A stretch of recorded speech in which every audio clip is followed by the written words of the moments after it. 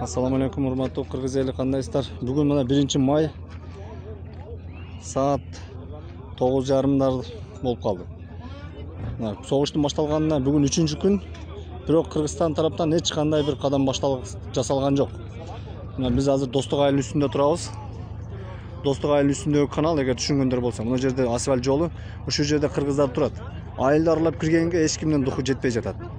Достуктун астындагы арка айылында уже тажиктер чыгып, 3-көчө дегени бар экен. Ошо 3-көчөсүнүн үйлөрүн баарын күйгүзүп, байрактарын илип атыптыр. Ошол жерден бирөө үйүнү кайтарганы бир бала кирсе, кирген баланын бутуна атып, ар кандай жаракаттарды алдырып койбой атыптыр. Кирген адамды тажик тараптан атып атат. Тажик тараптын военный кийинген балдары атып жатат экен. Демек, бул тажиктердин военныйлеринин ат дегенге укугу бар экен. Кыргызстандын ат дегенге укугу жок экен. Эч ким атпай атат кыргыз тараптан.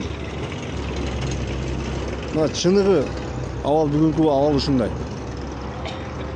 Эч кандай бул жак тынч, нары бери деген сөзгө ишеништин кереги жок. Мына чыныгы элдер өзүнө өзү коргойлу деп ушетте жүрөт азыр. Булар бар биз коргойлу десе, буларда же бир курал жарагы жок. Же башка нерсеси жок. Военныйлерде куралы бар, мына жерде мында болуп турат, тизилип эле.